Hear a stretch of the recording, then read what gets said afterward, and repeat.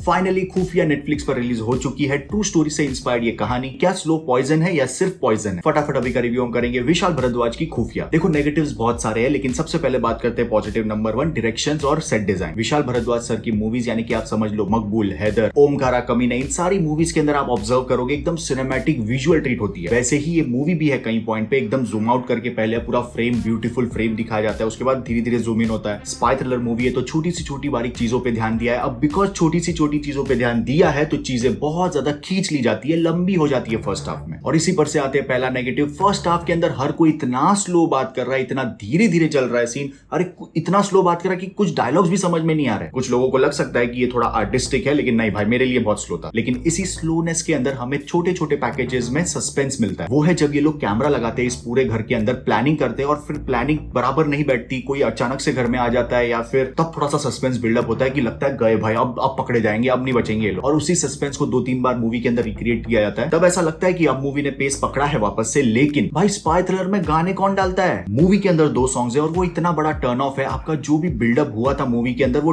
धड़ाम से नीचे गिर जाता है। ऊपर से गाना खत्म होने का नाम ही नहीं ले रहा। उस वक्त मैं बार बार पॉज करके चेक कर रहा था कि भाई मूवी कब खत्म होने वाली है। और इन सबसे बड़ा नेगेटिव है मूवी के अंदर इतने अनोइंग कैरेक्टर्स है। जब लिखावट के अंदर सस्पेंस है ही नहीं तो एक्टर कोशिश कर रहा है जबरदस्ती वो भी कि मैं कुछ तो सस्पेंस बिल्डअप करूं, लेकिन नहीं हो रहा भाई। फॉर एग्जांपल मूवी के अंदर एक दादी माँ है, उनको इतनी हैवी लिफ्टिंग दे दी है और वो इतना इलॉजिकल लगता है, बिल्कुल सूट नहीं होता। अब वो क्या है वो मैं बताऊंगा तो स्पॉइलर हो जाएगा, बस आपको ये तो कंफर्म हो जाएगा कि भाई मतलब कुछ भी चल रहा है। इन शॉर्ट मूवी का ग्राफ नीचे से धीरे धीरे ऊपर जाता है, लेकिन ऊपर पूरी तरह पहुंच भी नहीं पाता और उधर से ही नीचे। इसी पर से आते हैं एक और नेगेटिव, एंडिंग। मुझे 1% यकीन नहीं हो रहा था कि ये विशाल भारद्वाज की मूवी है, ऐसा एंडिंग था। ओमकारा, हैदर, इन सभी की एंडिंग आज भी मेंटली डिस्टर्ब करती है। इतना इंपैक्टफुल एंडिंग बनाने में ये माहिर है। लेकिन इन सब के अंदर एक है जिसकी परफॉर्मेंस टॉप क्लास की लगी मुझे। वामिका गब्बी स्टार्ट से लेके एंड तक भाई इस कैरेक्टर से आप कंप्लीटली हुक्ड रहोगे। और ये मैं कह रहा हूं तब्बू और अली फसल होने के बावजूद। मूवी के अंदर कुछ इंटीमेटिंग सीन्स है, सेक्सुअल वगैरह कुछ नहीं, लेकिन आपका जिगरा बहुत बड़ा होना चाहिए इसे पूरा एंड तक खत्म करने में। अगर आप स्पाई थ्रिलर फैन हो तो मैं आपको ये भी नहीं बोल सकता कि इस मूवी को देखो, क्योंकि आप ऑलरेडी वो लेवल क्रॉस कर चुके हो स्पाई की। लेकिन अगर आपने बहुत कम मूवीज देखी है, नए नए हो आप स्पाई थ्रिलर जॉनर के अंदर, तो ये आपके लिए बेस्ट है। वेल अब घर बैठे बैठे मिल रहा है तो अब क्या ही जा रहा है। इतनी बुरी भी नहीं है पर ठीक है यार, बस एक्सपेक्टेशन एक्सट्रीमली लो रखना, क्योंकि हाल ही में जाने मन मूवी के बाद मेरी नेटफ्लिक्स से एक्सपेक्टेशन बहुत हाई थी इस मूवी को लेकर, जो पूरी तरह टूट चुकी है। तो शाम को लियो का ट्रेलर देखेंगे और फिर से एनर्जी वापस आएगी।